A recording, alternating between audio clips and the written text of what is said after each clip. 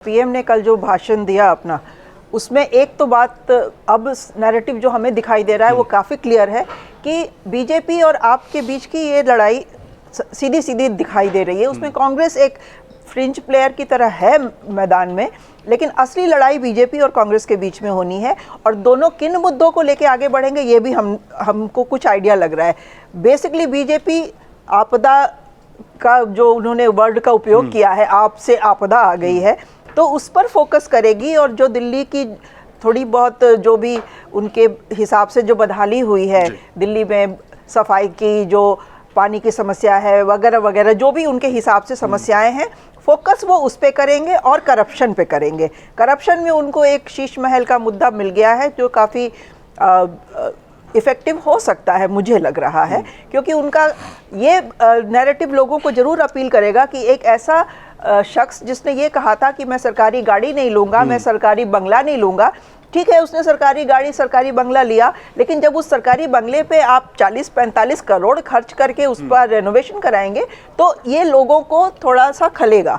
और वो I think कि वो थोड़ी सी एक कमज़ोर नस है आप पार्टी की जो पीएम ने पकड़ी है। और ये शीश महल वाला जो मुद्दा है वो एक बड़ा मुद्दा बनेगा। आपका जहाँ तक सवाल है, आप तो वो अपने गिने गिनाए उनके हैं, स्कूल है, शिक्षा है, स्वास्थ्य पे उन्होंने जो भी काम किया है। हालांकि मोहल्ला क्लिनिक का वो बहुत बखान करते हैं, मोहल्ला क्लिनिक में बहुत ज़्यादा इफेक्टिव वो सिस्टम तो है नहीं, लेकिन फिर भी थोड़ा बहुत हुआ है। फिर जो कच्ची कॉलोनियों में उन्होंने जो भी सुविधाएं दिलवाई हैं, और अब जो धनराशि महिलाओं के लिए अवार्ड जो घोषित किया है, सम्मान, तो मुझे लग रहा है कि आप अब उस पर फोकस करेगी। लेकिन इस बार आपकी राहें इतनी आसान नहीं होंगी जितनी कि पिछले 2 चुनाव में हमने देखी।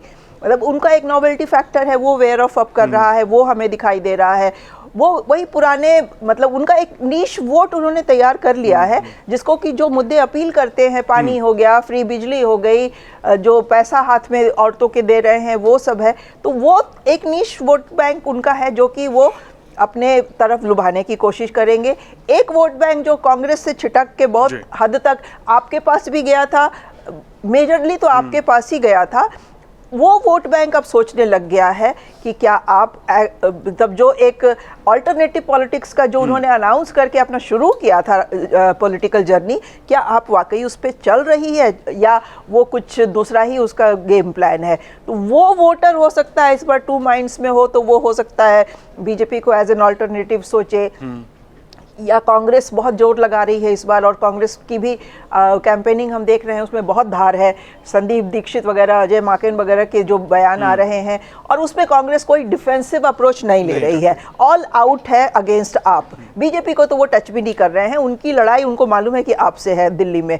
और वो शीला दीक्षित के पुराने अच्छे दिनों की याद दिला रहे हैं। हाँ, शीला दीक्षित के टाइम में कुछ काम अच्छे हुए थे, उन्होंने उसी काम की वजह से जो आगे काम की नींव पड़ी है, फ्लाईओवर्स बनाने का, सीएनजी लाने का। हमें याद है शीला जी के ज़माने में जब सीएनजी शुरू हुई थी तो सुप्रीम कोर्ट का एक बार बहुत तीखा स्टैंड था कि हम सारे ऑटोज़ को बंद कर देंगे आप इमीडिएटली अगर सीएनजी पे नहीं शिफ्ट करेंगे। शीला दीक्षित ने कहा था कोर्ट में जाके कि आपको गिरफ्तार करना है, आप मुझे गिरफ्तार कर लें, लेकिन जब तक सुविधाएं पूरी बाकाया मतलब मुकम्मल नहीं हो जाती हैं, सीएनजी सारे जगह नहीं लगाया जा सकता है। तो धीरे धीरे करके उन्होंने वो लड़ाई भी लड़ी और सीएनजी पे शिफ्ट भी किया दिल्ली को। तो ये सारी चीज़ें हैं जो लोग याद करते हैं। दिल्ली की सूरत काफ़ी तरह बहुत हद में बदली थी शीला दीक्षित के ज़माने में, तो कांग्रेस चाह रही है उसको बुनाना, और इसलिए संदीप दीक्षित को आगे किया हुआ है। तो मुद्दे तो बेसिकली हमें अब क्लियर दिख रहे हैं, किसी भी दिन चुनाव का ऐलान हो सकता है। देखने वाली बात ये होगी कि आप अपनी पकड़ बना के रखती है या कहीं ग्राउंड लूज करेगी, और ग्राउंड लूज करेगी तो क्या कांग्रेस उसका फायदा उठा पाएगी। अमर उजाला जीवांजलि के सारथी की मदद लें और महाकुंभ में स्नान जरूर करें।